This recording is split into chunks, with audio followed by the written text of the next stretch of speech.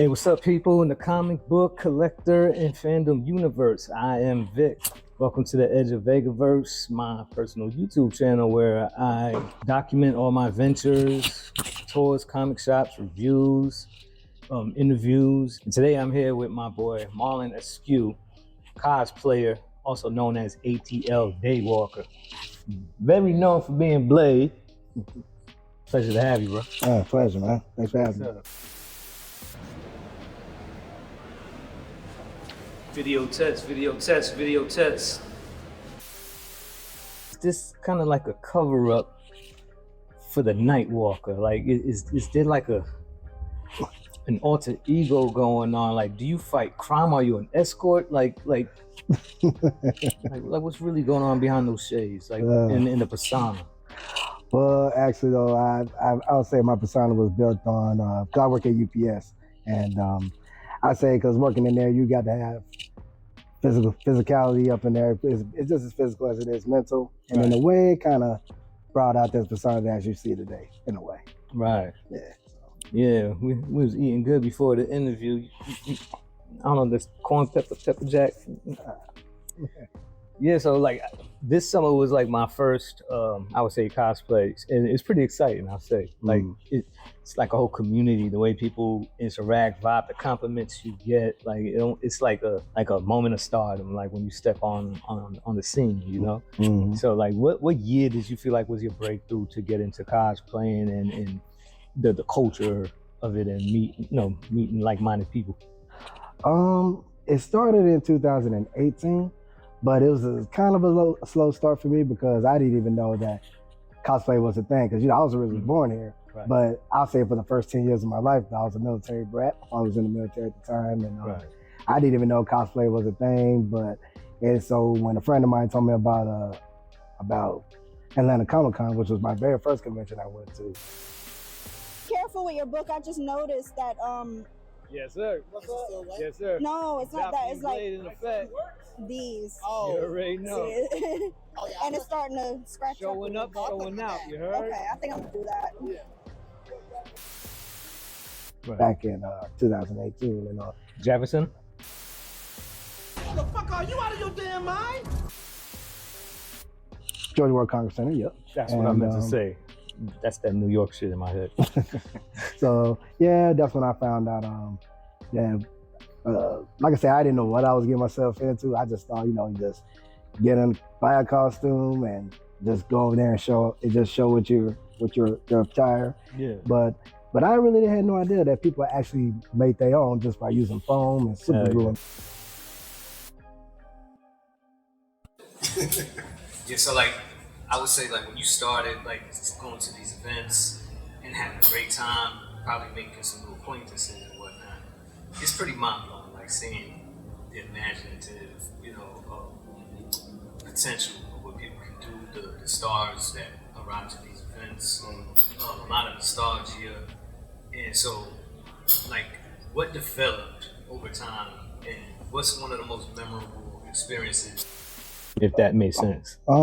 I say for me, I say when we came back from the pandemic, when they was opening up everything, and of course Atlanta Comic-Con, that was the first convention I went to when they was opening everything back up and doing conventions again, and that was when I made my debut as Blade, and just I remember when I was coming down from the escalator, and then I turns out I see another young man dressed up as Blade, even though he didn't have the attire that I have. Yeah. He just had on some shades.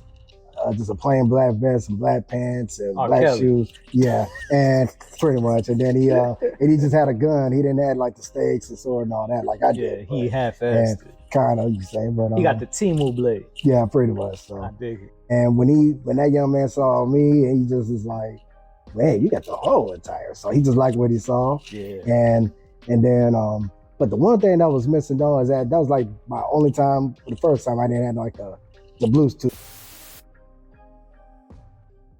1, 2, 3.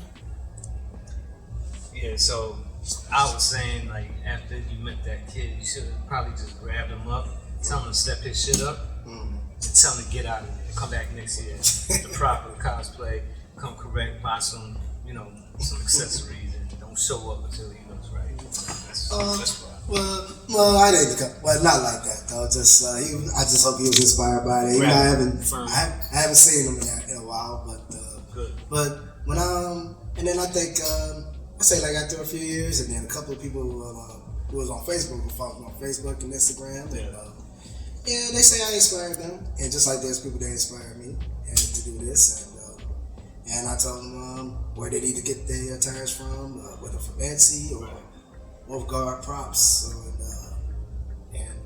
and many other, and there's many other people that can put it together as well. So I think I know we all ain't gonna look exactly like the character in the movie. I know we were trying. It's even better though. Yeah, we can.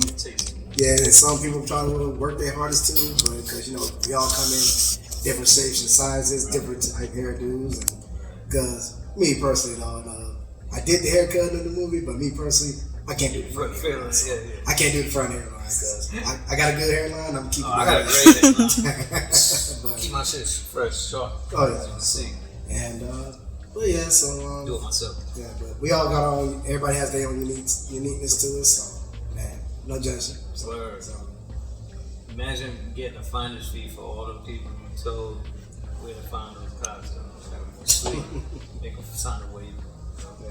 Yeah, but see me, I'm a working man. I like to earn money. So, I just can't. I don't like taking money from people, especially if they want to look for things, and I'm just glad they don't. So, good heart. I definitely not agree with that. I think you should get a dime for every dollar. But again, I'm a working man, so that's it. So yeah, who's the most influential celebrity that you've met? At one of these cons, or not necessarily cons. It could be a festival. It could be all types of different events that that call for cosplays. I know there's night events too as well. Edgewood has some stuff out there sometimes. Oh, that's a good question, and there's so many to name because then there's a few of them that I actually met who are actually Blade fans too. So, better yet, the actor David Ramsey, who plays John Diggle in Arrow. I remember the first day I met him. It was on a Friday Dragon Con 3 years ago, and even though I wasn't in gear at that time, and I was like, I told him that I was going to be in the gear the next day. And then when he asked me who I was going to dress up as, and I lit my badge up, and I pointed at the shirt, it was Blade. Right. And that's what I learned right there. He was a big Blade fan, and of course he shook my hand after that, which I was not expecting. And then come the next day, I think I just got there doing a vampire photo shoot after that. And then after the photo shoot, I went back to that room where they had the celebs at. And I think he just came back from a panel, and I think I was the first person in line. Then when he came back and sat down, and as soon as he saw me, his eyes was like this, and he was just so blown away, man. And I was just like, did he walk up and say, "Good to see you again. It's gonna be $50 for that handshake." I'm glad I saw you again. Well, that's how much he charged for the selfie. Cash out. What we doing here? Yeah, that's how much he charged for the selfie, by the way. But no, he just loved what he saw. His eyes was just so wide open. He was like, wow, just like that. So that just in my mind, I'm like, left an impression. Left a good impression. Yeah. That's what I think my highlight was thanks to Batman here, getting Cobra clutched by Sergeant Slaughter. I could say that was on my bucket list. Ah, nice. Yeah, he applied pressure too.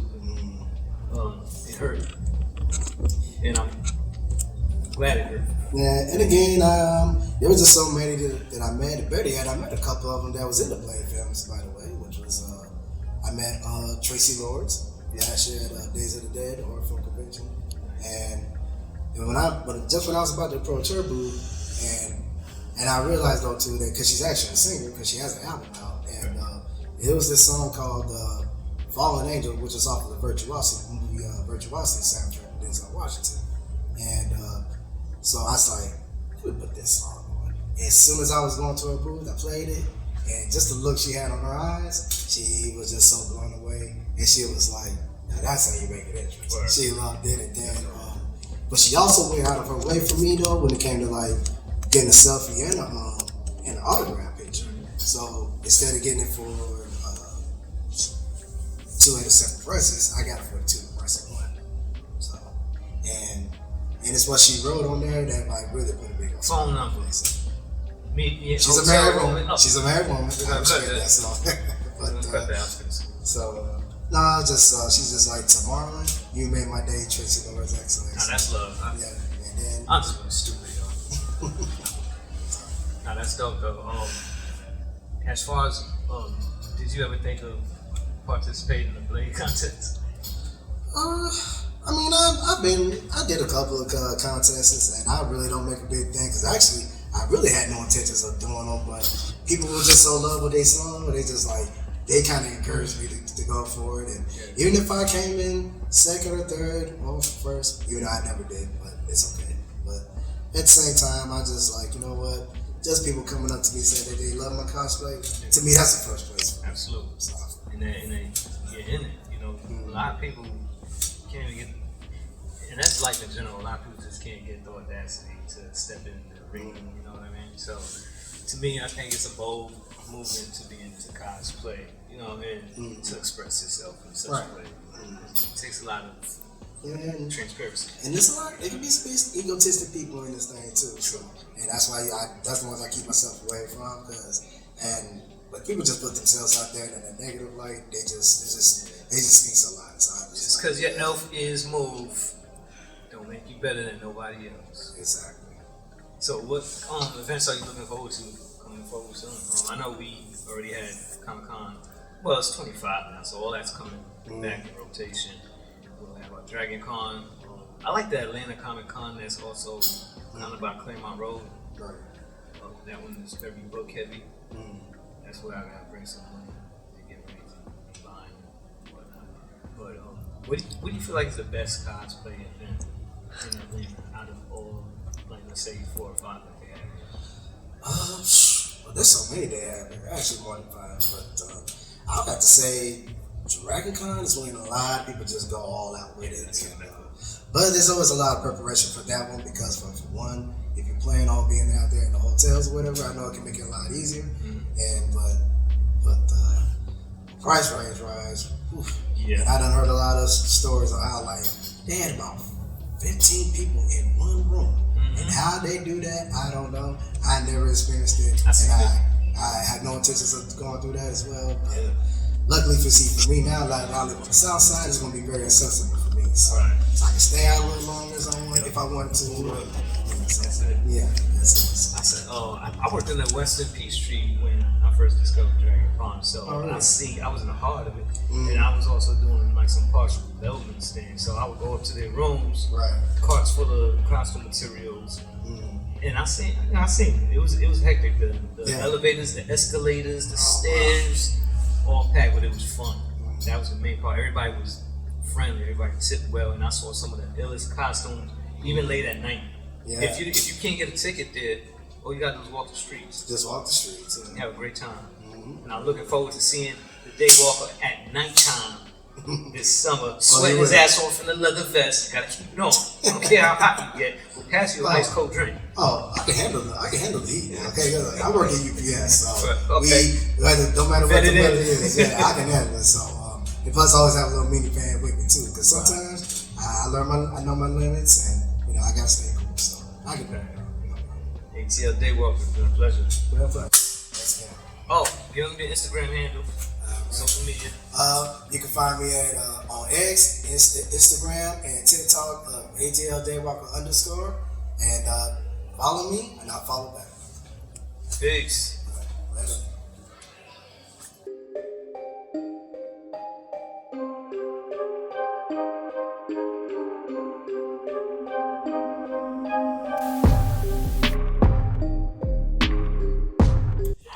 Nah, you don't really got nothing. That's just for the camera. That's cool. Laughter never hurts. So, ATL Day Walker. Marlon Askew. Wait. Let's do that again. I want to make sure I pronounce it right.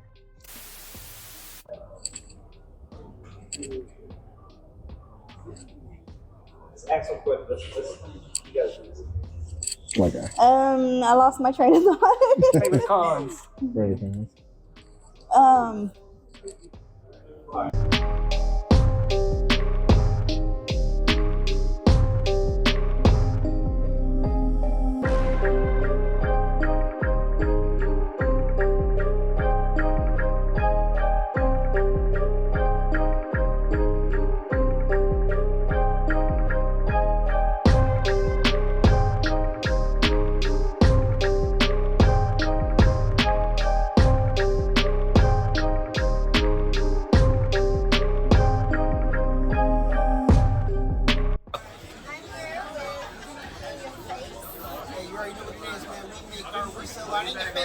CCS, man, Memorial Drive, holding it down, man, on the east side, ATL, stand up, you already know what it is. all these pieces are custom hand-drawn by... In your face, beautiful, vibrant colors, man. These are fully wrapped up, sublimated, customized, the whole nine. We got pretty much anything you're looking for, man. Facts. Check it out.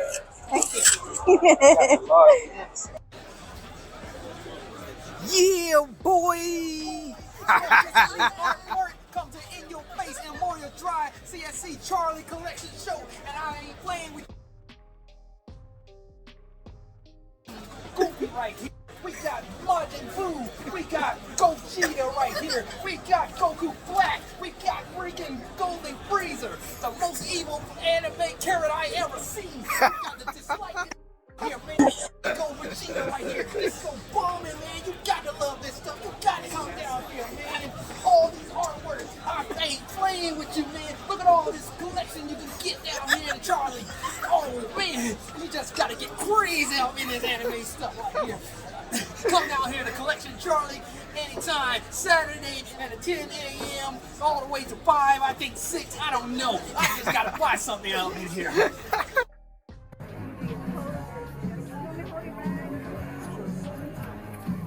Say what's up, Batman.